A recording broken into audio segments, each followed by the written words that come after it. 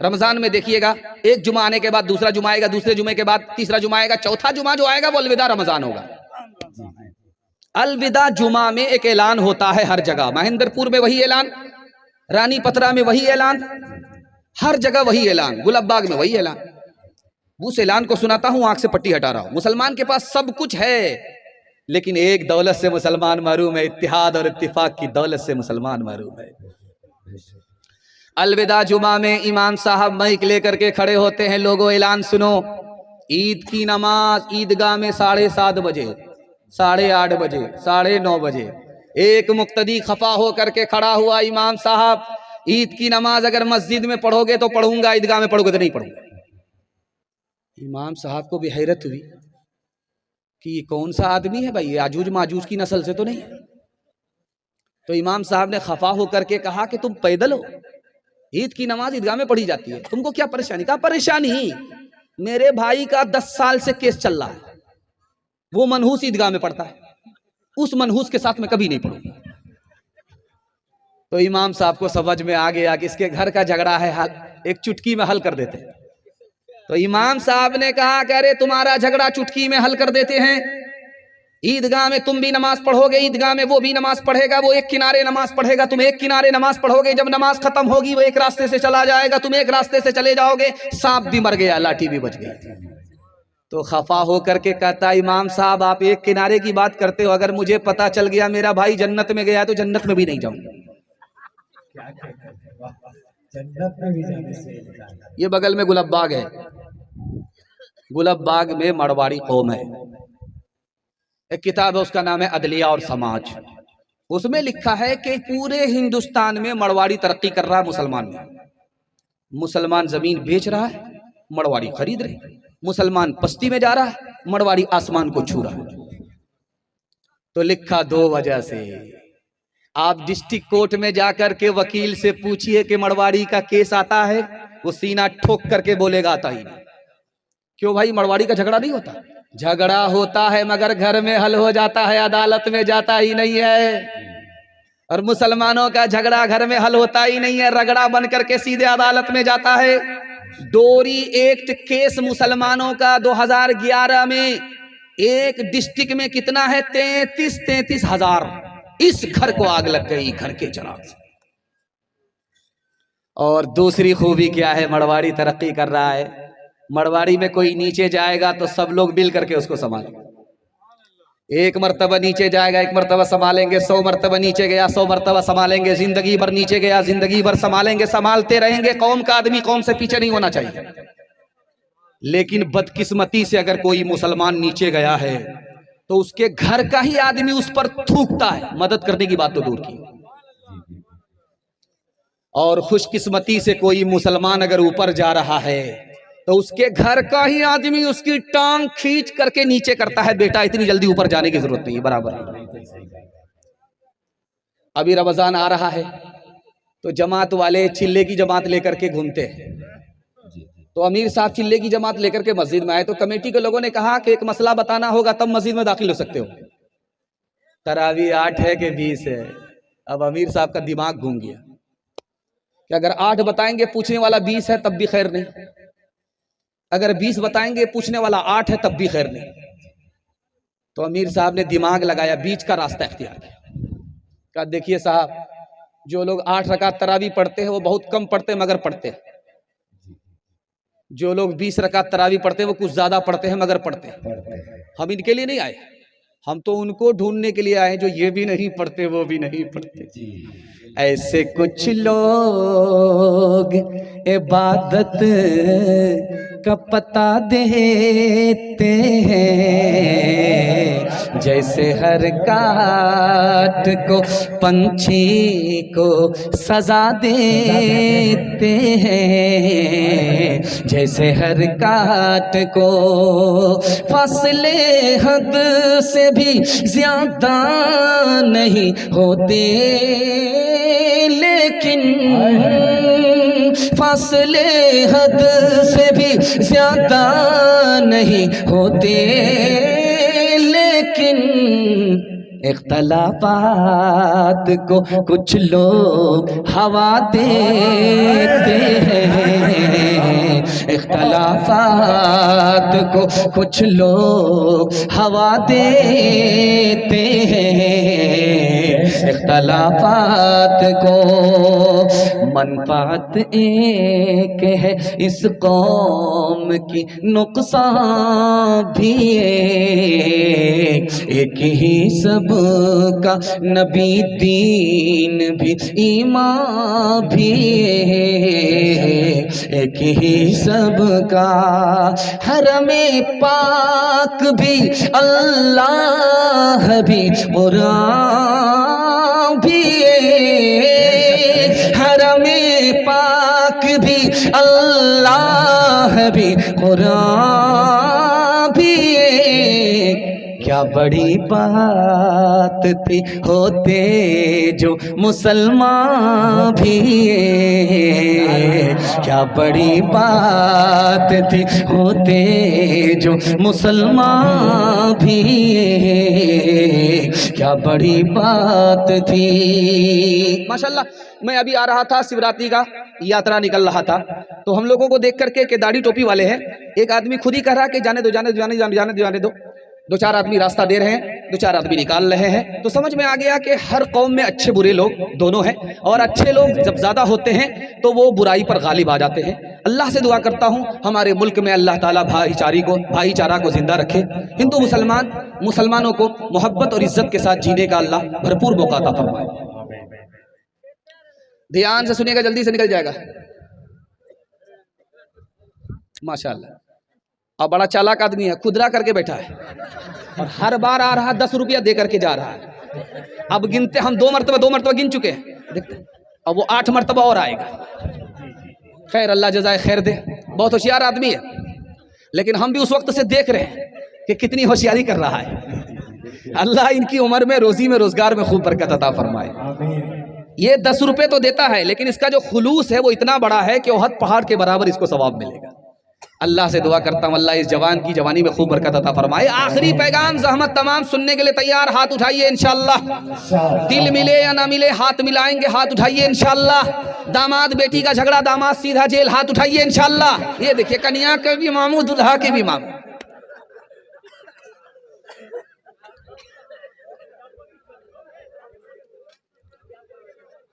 अभी जो चक्की चलती है ना, जिससे आटा पीसा जाता है, वो मशीन की चक्की है, वो बिजली पर चलती है।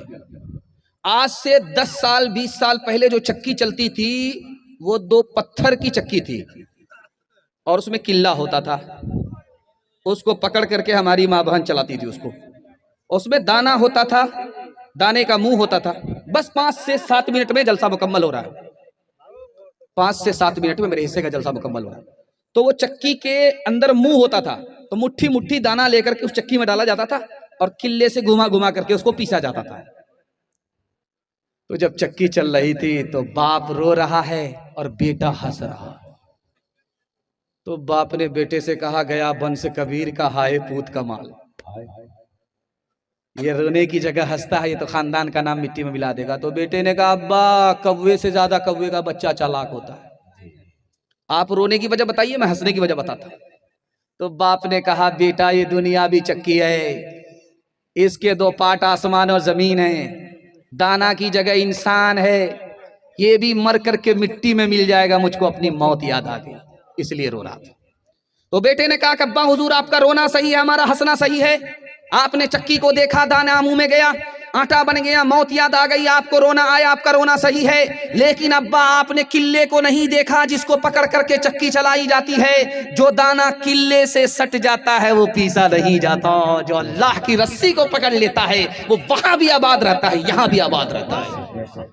चलती चक्की देख कर दिया कबीरा रोए चलती चक्की देख कर, दिया कबीरा रोए दो पाटन के बीच में, दो पाटन के बीच में साबुत बचा न कोई, साबुत बचा न कोई। चलती चक्की देख कर दिया कमाल भभाए, कील सहारे जो रहे, कील सहारे जो रहे वो बाल बाल बच जाए, वो बाल बाल बच जाए। जाको राखे साइया मार न सके कोई, बाल नबी का कर सके, बाल नबी का कर सके। सब जग बैरी हो, सब जग बैरी हो।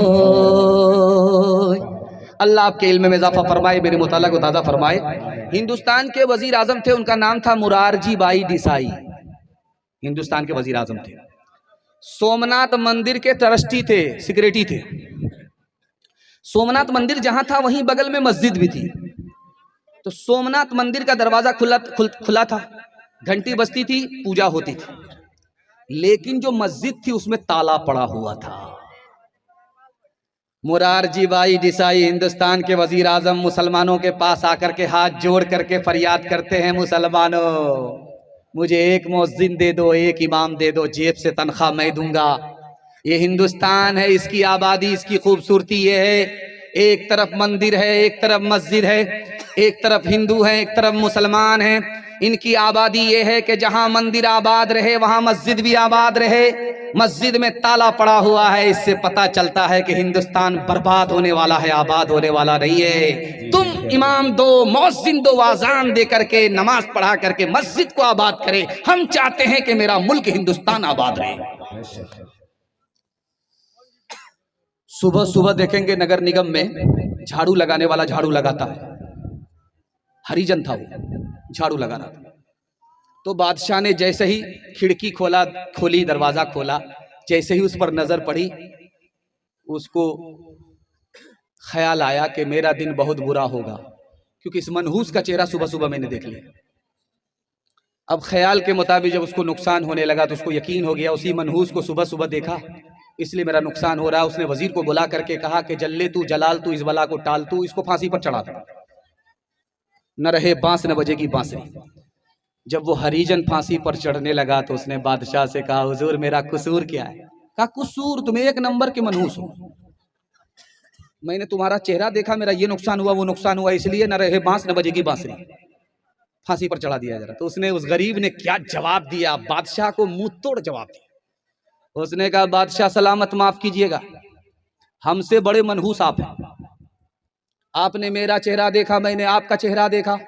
आपने जब मेरा चेहरा देखा तो आपके जहान का नुकसान है, जान सलामत है। जब मैंने आपका चेहरा देखा है, मेरी तो जान तक जा रही है। अब फैसला करो कि मनहूस तुम हो, ये मनहूस हम है। नफरत जो सिखाए वो धर्म तेरा नहीं है, इंसान को जो रोंधे वो कदम तेरा नहीं है, कदम तेरा नहीं है। कुरान न हो जिसमें वो कागज नहीं तेरा, खींता न हो जिसमें वो कलम तेरा नहीं है, कलम तेरा नहीं है। तू अमन का और सुलह का अरमान बनेगा, इंसान की औलाद है, इंसान बनेगा। मालिक ने हर इंसान को इंसान बनाया, हमने उसे हैवान और शैतान बनाया, शैतान बनाया। कुदरत ने तो बख्शी थी हमें की धरती, हमने कहीं भारत कहीं ईरान बनाया, ईरान बनाया। जो तोड़ दे हर बंद वो तूफान बनेगा, इंसान की औलाद है, इंसान बनेगा। इश्क ईश्वर अल्लाह तेरे नाम सबको सन्मति दे भगवान। इस धरती पे बसने वाले सब हैं तेरी गोद के पाले, सब हैं तेरी गोद के पाले। कोई नीच न कोई महान, सबको सन्मति दे भगवान।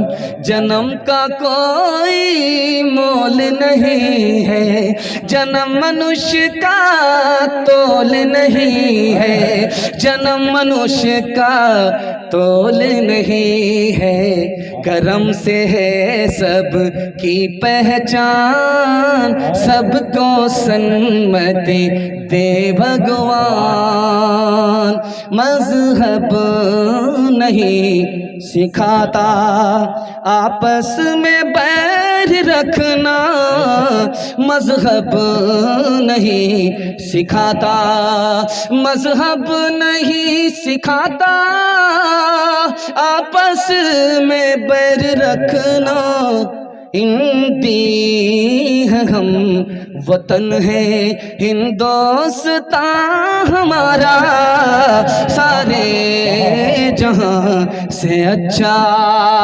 खुनवा से लाल भैलन जिलिया वाला बगिया, मुश्किल से आयल अपने हाथी अज़दिया।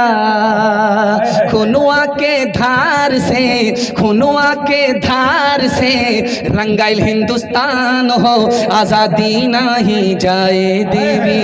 हिंदू मुसलमान और सिख ईसाई कंधे से कंधा आपन लहने मिलाई। इनकलाब के नारा लागल, इनकलाब के नारा लागल, गूंजल आसमान हो, आज़ादी नहीं जाए देवी। माशाल्लाह, मर्दों के हवाले से सारा पैगाम खत्म, औरतों के हवाले से 3 पैगाम। जहमत तमाम 5 मिनट के लिए, बहन से ज्यादा साली पर मेहरबान, हाथ उठाइए इंशाल्लाह। खैर माशाल्लाह, वारे साली का जोश। अच्छा अच्छा ठीक है। ये 2 सवाल है। हिंदू भाइयों के त्यौहार में चंदा देना कैसा है, और एक रोज़ा किन चीज़ों से टूट जाता है, रोज़ा क्यों रखता है, क्या है रोज़ा रखने की फियर है क्या? औरतों के हवाले से 3 पैगाम, जहमत तमाम। ध्यान से सुनिएगा, जल्दी से निकल जाए। जब आप ट्रेन में सफ़र करेंगे तो आपको लोग छेड़ेंगे। हमारे पास इल्म की कमी होती है, हम लोग खामोश रहते, अमल भी की कमी रहती है, हम लोग जवाब नहीं देते। मगर जब हमारे अकाबिर सफ़र करते थे, कोई छेड़ता था तो छोड़ते नहीं थे। एक आलिम थे, बहुत बड़े आलिम थे, हिंदुस्तान के फ्रीडम फाइटर थे। वो सफ़र कर रहे थे, एक अंग्रेज बोला कि मुझे मुसलमान मर्द तो पसंद है, औरत पसंद नहीं। तो हजरत ने कहा कि अरे हमारी औरत का कसूर क्या है? कहा जैसे मुर्दा कफन में लिपटा होता है, उसी तरह मुसलमान औरत बुरके में लिपटी होती है। मुसलमान औरत मुझको पसंद नहीं। हजरत ने कोई जवाब नहीं दिया। जेब से नींबू निकाला, चाकू निकाला, चाकू निकाल करके नींबू को काट करके रस गार करके जब शरबत बनाया तो उस अंग्रेज से कहा मैं तो अपना शरबत पी रहा हूं, आपके मुंह में जो पानी आया वो शरबत आप पी जाइए। अंग्रेज बोला हजरत आप बिल्कुल सही बात कर रहे हैं, जब नींबू कटता है देखने वाले के मुंह में जरूर पानी आता है। अब हजरत ने मौके का चौका मारा। जब औरत बेपर्दा हो करके, फातिमा और आयशा नाम की औरत फिल्मी हीरोइन बन करके बेपर्दा, सर खुले हुए बाल, खुले हुआ चेहरा और आधा कपड़ा नहीं, जब बाजार में आती है तो ठीक आवारा लोगों के मुंह में ऐसे ही पानी आता है जैसे नींबू कटने पर देखने वाले के मुंह में पानी आता है। इसलिए हम अपनी औरत को पर्दे में रखते हैं, पर्दे से बाहर। आपकी मस्जिद में एक ताबूत होगा, पहले लकड़ी का ताबूत चलता था, इतना भारी कि 4 आदमी जब लाता था कब्रिस्तान से उसका पसीना छूट जाता था। लोगों ने हटा दिया उसको। अब जो ताबूत आया है वो स्टील का ताबूत आया है, स्टील वाला ताबूत है। तो स्टील वाला ताबूत हल्का होता है, जरूर हल्का होता है, मगर फिर भी जब मुर्दा को उतार करके 4 आदमी को फिर भी लेकर के आना पड़ता है। अब एक ताबूत आया है रबड़ वाला, वो मंगाना पड़ता है दिल्ली से। रबड़ वाला ताबूत इतना अच्छा है कि जब आप मुर्दे को उठा करके ले जाएंगे कब्रिस्तान, वहां से जब ताबूत को लाएंगे तो एक ही आदमी उसको हाथ में तोड़ करके ले लेगा, एक आ जाएगा। 4 आदमी की जरूरत नहीं। मुझे नुक्ते की बात जो बतानी है वो ये बतानी है कि जब मर्द का ताबूत उठता है तो खुला होता है, उस पर कोई पर्दा उर्दा नहीं होता, छतरी वतरी नहीं होती, डोली ओली नहीं होती। लेकिन जब औरत का ताबूत उठता है तो उस पर छतरी होती है, डोली होती है, पर्दा होता है। ये किसकी सुन्नत है? बस इसको बताता हूं, पैगाम को खत्म कर रहा हूं। ये हजरत फातिमा रजी अल्लाह अन्हा की सुन्नत है। सुभान अल्लाह। जब उनके इंतकाल का वक्त आया तो उन्होंने कहा कि जब मैं मर जाऊं दिन में तो मुझको रात में दफन करना, और मेरे ताबूत पर छतरी डाल देना, डोली डाल देना, पर्दा डाल देना। लोगों ने पूछा कि ऐसा क्यों? उन्होंने कहा कि आज तक किसी गैर मर्द ने जीते जी मुझे देख करके ये अंदाजा नहीं उठाया कि मैं लंबी थी या नाटी थी, दुबली थी या पतली थी। मैं चाहती हूं कि जब मेरा जनाजा पढ़ने के लिए लोग आएंगे तो मेरे ताबूत पर पर्दा हो, ताकि देखने वाले को अंदाजा ना हो कि ये लंबी थी या नाटी थी, दुबली थी या पतली थी। सुभान अल्लाह। हजरत थानवी आए जलसे में खिताब करने के लिए, तो एक जवान बोला, हजरत पर्दे के ऊपर मत बोलिए, जिस पर बोलना बोलिए, पर्दे के ऊपर मत बोलिए, पर्दा गुलामी है, हम आज़ादी में आना चाहते हैं। तो हजरत ने कहा, खड़े रहो, मेरे सवाल का जवाब दो। 100 रुपए का नोट कहाँ रखते हो? का ऊपर की जेब में। का 200 का नोट कहाँ रखते हो? का बीच की जेब में। का 500 का नोट कहाँ रखते हो? का अंडरवियर की जेब में। तो हजरत ने कहा कि दौलत की तो हिफाजत करते हो, औरत की हिफाजत नहीं करते। याद रखो, दौलत एक बार जाएगी, वापिस आएगी। औरत की आबरू अगर एक बार गई, कभी वापिस नहीं आएगी। वो हया की, वो हया की, वो हया की खूबसूरत एक परी है फातिमा। वो हया की, वो हया की, वो हया की खूबसूरत एक परी है फातिमा। इसलिए तो शब को दफना गई है फातिमा।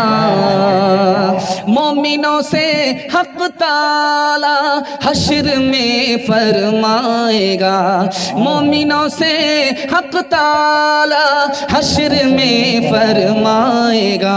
अपनी नजरों को झुका लो, अपनी नजरों को झुका लो, आ रही है फातिमा। पैगाम खत्म हो गया। आखिरी पैगाम ज़हमत तमाम। मियाँ बीवी के हवाले से आप लोग सुनने के लिए तैयार? हाथ उठाइए इंशाअल्लाह। बीवी को सर पर बिठाएंगे, हाथ उठाइए इंशाअल्लाह।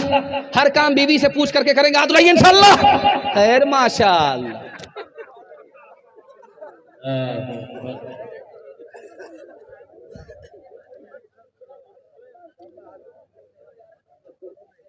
अभी सोशल मीडिया पर आपने देखा होगा कि हैदराबाद का एक खानदान उम्रा करने के लिए गया था। हैदराबाद का पूरा खानदान, एक ही घर का खानदान का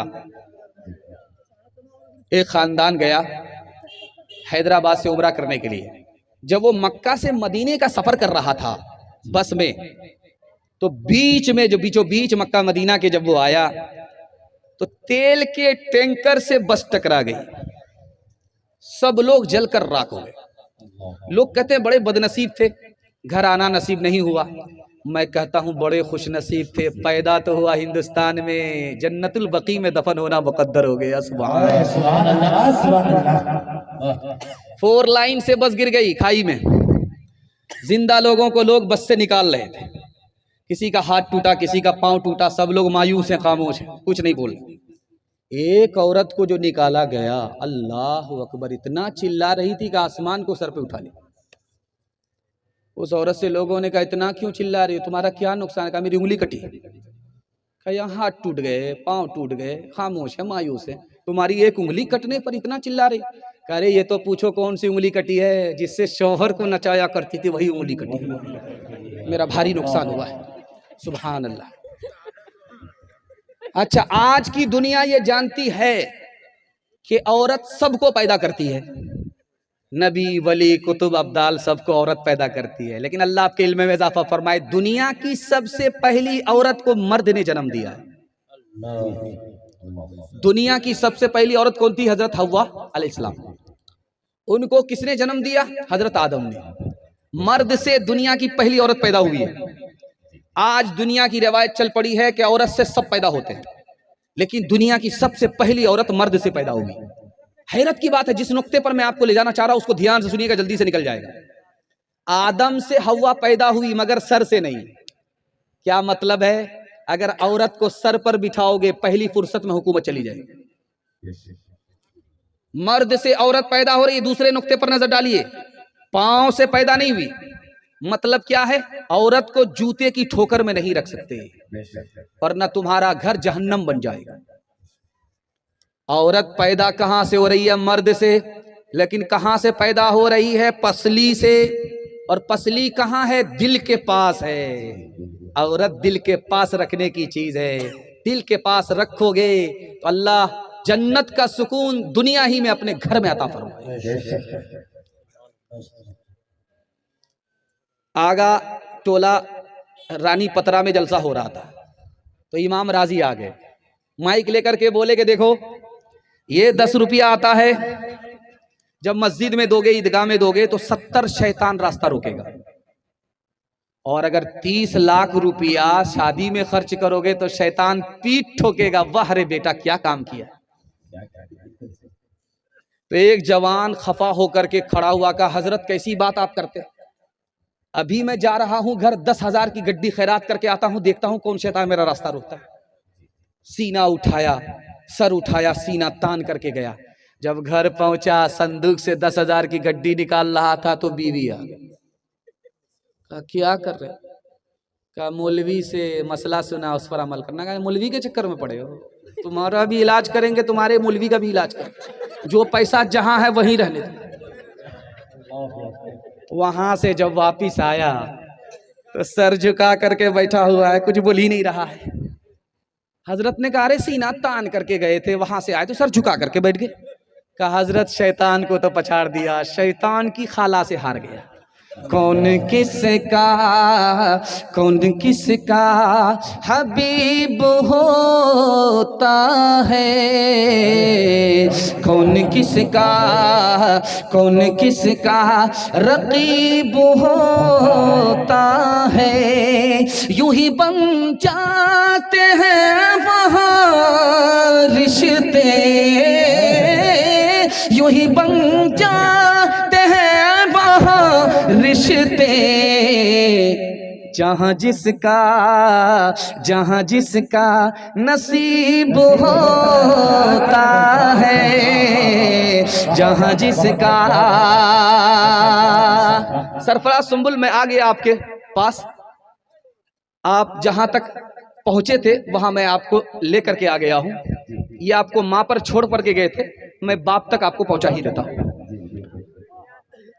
माँ बाप की खिदमत के हवाले से आपकी खिदमत में पैगाम रखता हूं। हजरत बैठे हुए हैं बराबर। लोग कहते हैं कि मौलवी लेना जानता है, लेकिन देख लीजिए आइंदा से आप लोग मत बदलिएगा, बराबर देते जा रहे हैं। अल्लाह ने दिल भी दिया है, दौलत भी दी है। मैं इनके वास्ते दुआ करता हूँ, अल्लाह इनकी उम्र में, रोजी में, रोजगार में, सेहत में, अखलाक में खूब बरकत अता फरमाए। अल्लाह जज़ाए खैर दे। मैं चाहता हूँ कि आखिरी पैगाम सुना रहा हूँ इस मकसद से कि जन्नत का टिकट आपको इसी जलसे में मिल जाए। कैसे मिलेगा? माँ बाप जिंदा हैं, खिदमत करेंगे। माँ बाप मर गए, दुआए मगफिरत करेंगे। हाथ उठा दीजिए इंशाअल्लाह। शादी के बाद सास ससुर को कमा करके खिलाएंगे, हाथ उठाइए इंशाअल्लाह। खैर, माशाअल्लाह माशाअल्लाह। मैंने देख लिया आपको, मैंने आपको देख लिया।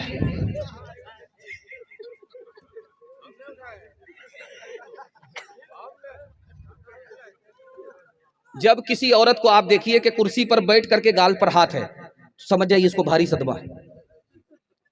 औरत है, कुर्सी पर है और गाल पर हाथ है, बहुत भारी सदमा।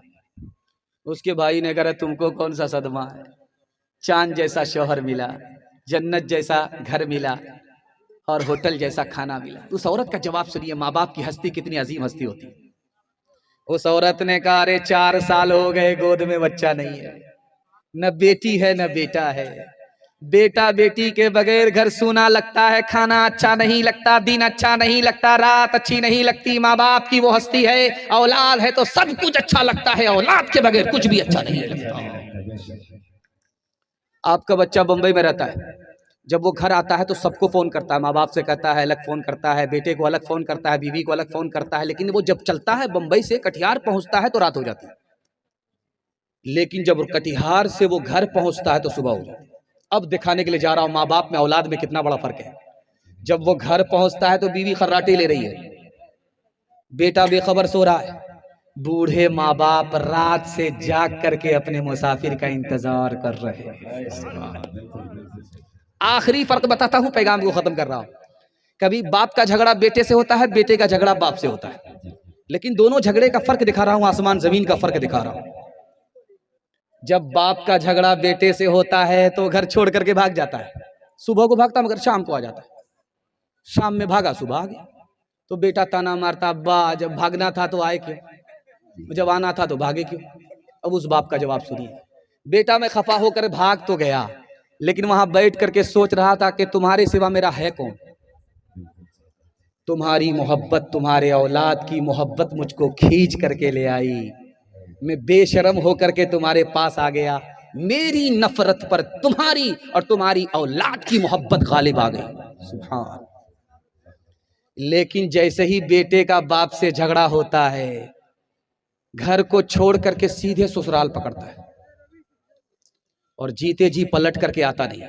कब आता है, जब मस्जिद के माइक से ऐलान होता कि फलां के बाप का इंतकाल हो गया, फलां की माँ का इंतकाल हो गया, तो फूट फूट करके मगरमच्छ के आंसू बहा रहा है। ओ जालिम, अब आंसू बहाने से क्या होगा, सांप निकल चुका, लकीर को पीट करके कुछ नहीं होगा। माँ बाप तुमको माफ कर देते थे, तुमने माँ बाप से भी बदला ले लिया। हाथ उठाइए, वादा कीजिए माँ बाप से बदला नहीं लेंगे, माफ करेंगे, माँ बाप की खिदमत करेंगे इंशाअल्लाह। आखिरी मिसाल, पैगाम को खत्म कर रहा हूं, ध्यान से सुनिएगा, जल्दी से निकल जाए। 1 घंटा बगल में कब्रिस्तान है,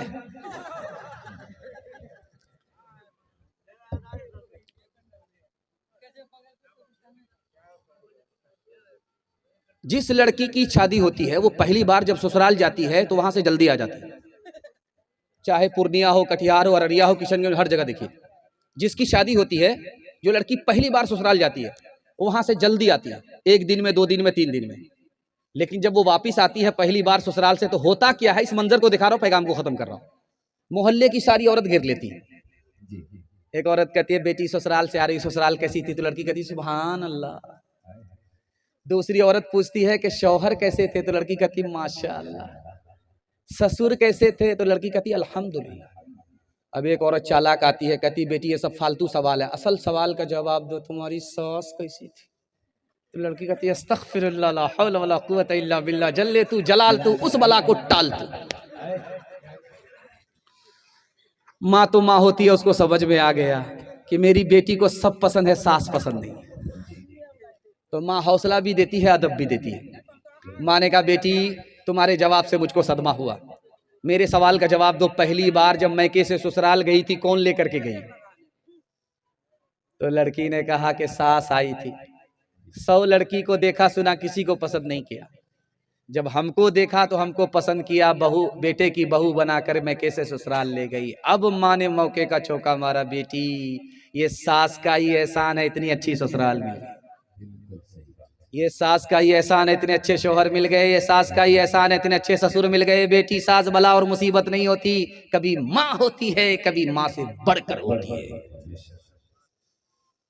गैरों के जैसी है माँ बाप, तरसे है पीने को पानी, बेटा है राजा बहू फुलवा रानी, माँ बाप तरसे है पीने को पानी, बेटा है राजा बहू फुलवा रानी, बुढ़वार बुढ़िया पे कुछ नहीं ध्यान, है रे मुसलमान, है रे मुसलमान, है रे मुसलमान, मुसलमान, आए रे मुसलमान। माँ बाप भाई बहन को रुलाए, बीवी को बाहर से लाकर खिलाए। माँ बाप भाई बहन को रुलाए, बीवी को बाहर से लाकर खिलाए। कल तेरी औलाद, कल तेरी औलाद लेगी परान, है रे मुसलमान, है रे मुसलमान, है रे मुसलमान, है रे मुसलमान। हर चीज तो मिल जाएगी बाजार में, लेकिन बाजार में लेकिन माँ बाप से बढ़कर कोई दौलत न मिलेगी। आंचल जो उठा करके दुआ माँ तेरी कर दे, माँ तेरी कर दे। दुनिया हो या उक़बा कहीं जिल्लत न मिलेगी।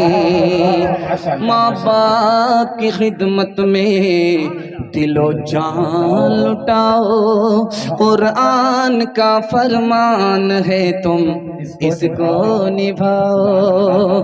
करो माँ बाप की खिदमत तुम्हारे काम आएगी, यही खिदमत तुम्हें अल्लाह से जन्नत दिलाएगी। बढ़ाएगी तुम्हारी उम्र के अय्याम ये खिदमत, अता होगी बफैज़े किबरिया रोज़ी में भी बरकत। अल्लाह की रहमत साया फगन होगी, इसलिए कमर किस्मत जलवा फगन होगी। ये कश्ती अमल की है, इसे पार लगाओ। कुरान का फरमान है तुम इसको निभाओ। वो थे महरूम मगर तुझको पढ़ाया भी है, हो पसीना तेरी खातिर तो बहाया भी है, हो पसीना। सर उठा कर जो तू रहता है आज शाह में, सर उठा कर जो तू रहता है आज शाह में, ये तेरे बाप का सदका है, इस काबिल बनाया है। ये तेरे बाप का